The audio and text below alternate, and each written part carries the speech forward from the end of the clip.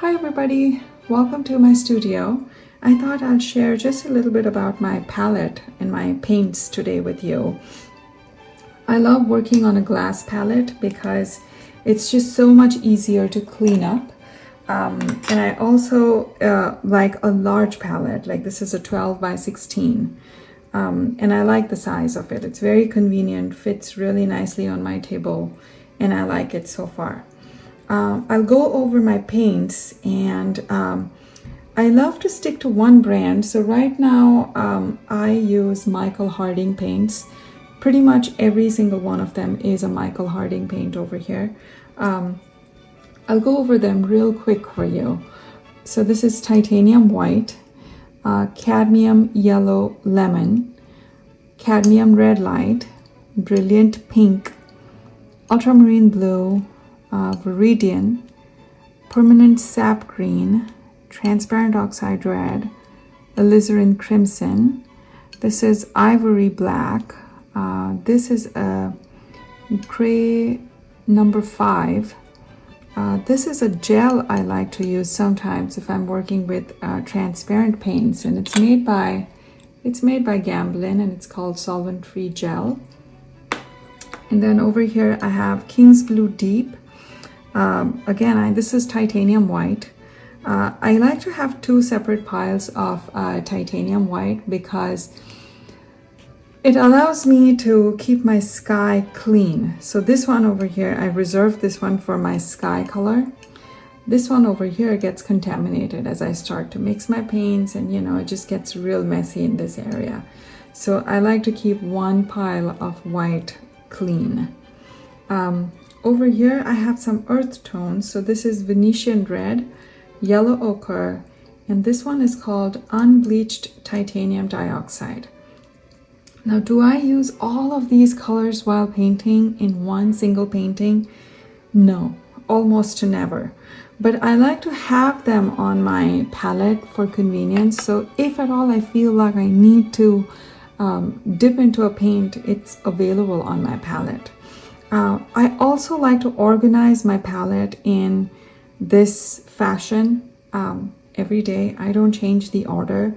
And I like to do that because it allows me to be more intuitive. That way I'm not thinking, where is my yellow or where is my sap green? I'm not thinking so much and trying to find that color. I know exactly where it is, and it's just, it's just a good way to mix my colors, just a faster process for me. Now, the gel that I have over here, again, I don't use the gel in every single painting. I typically tend to use the gel when I have majority of my painting sitting in shadow and I want to keep my shadows transparent, that's when I'll use the gel. So for example, just to give you an example, and I like to keep the gel again, for the sake of the transparency of the colors, I like to keep it separate from the white, like far away from the white, so I don't get my colors mixed. All of these colors from here, by the way, ultramarine, viridian, sap green, transparent oxide red, alizarin crimson, or alizarin permanent, I guess it's called, ivory black. These are all transparent colors over here. So they're also low key in value. These are mid values or slightly higher keys over here, but these are opaque on this side primarily. Venetian red it's considered semi-transparent. I don't necessarily use it for transparency, so I don't mind it sitting over here. But this is what I do. I just wanted to show you. Now, sap green for me is it's a newer color, so I don't really know how it works. So, but let me just see. So see how I like to use that little bit of that gel to create that transparency, and I'll just use that and I'll put it on my canvas if I'm working in shadows. Sometimes maybe it's a good idea to mix a little bit of that transparent oxide red just to neutralize it. I use a lot of viridian in my shadows lately. That's what I've been doing. I experiment a lot, and you can see how viridian compared to that sap green over there is much cooler compared to, so sap green has a little bit of yellow in it, and the Viridian leans more towards the blue. So anyway, so that's how I'll use the gel, and I'll mix it only on this side. I don't use a whole lot of this gray. It's a convenience color anyway. You could always mix white into the black and you'll get here one way or another. Alizarin Permanent, I like to use this for my roses. It's my go-to color when I'm painting pink roses, and that mixed with just a little bit of that Viridian creates lovely transparency, and I just love that effect. Like I said, I'm always experimenting, so you know, these are the colors though that I'm using right now that happen to be on my palette at this point. So how do I clean my palette after you know, after a long working session is I just use a palette knife and I will just scrape it off just like that. And sometimes, you know, this is like a good amount of paint that I don't want to waste. Paint is expensive, so I'll try to save it. I'll just maybe put a pile on the side over there. Now you could use a razor to clean your palette, you know, something like this.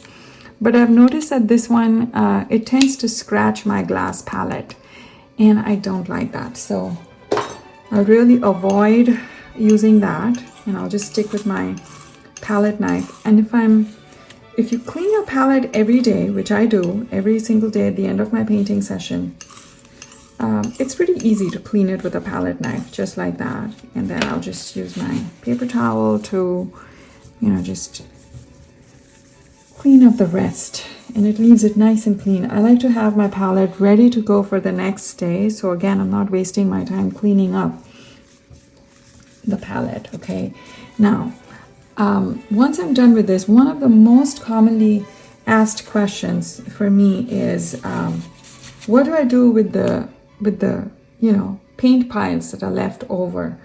So I like to leave them on the palette. I don't throw them away. As you can see, I mean, that's quite a lot of paint to waste if I have to throw it away. So I leave it on my palette every single day. So one of the ways that I keep these paint piles wet is I use linseed oil. Linseed oil is something that I also use as a medium in my painting while painting. So I'll use a few drops of that linseed oil, and I'll just, let me just spread this out first, just like that.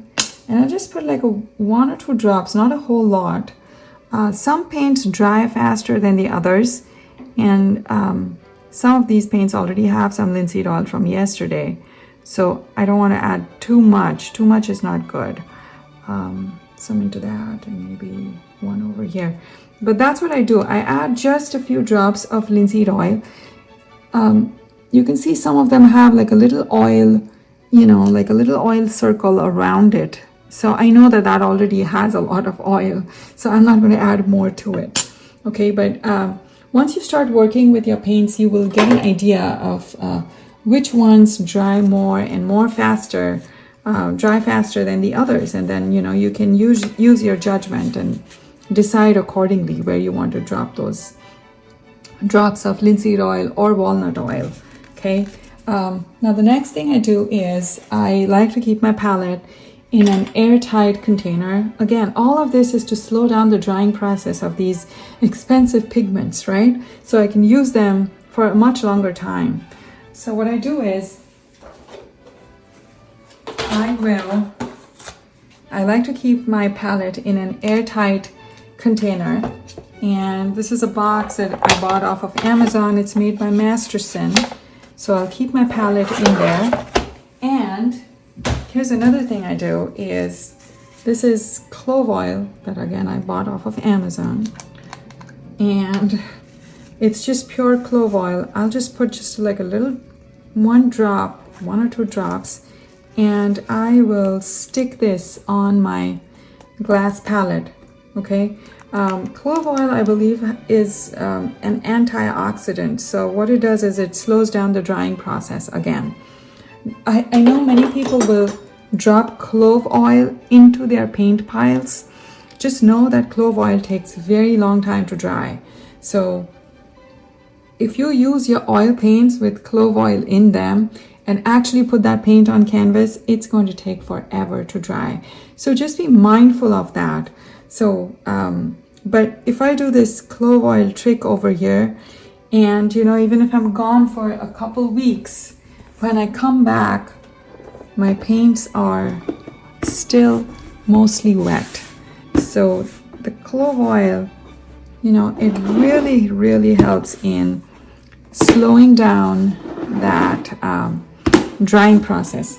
So anyway, I hope this helps you. I hope you give it a try, and let me know what you think of it. And I will see you in another video. Happy painting!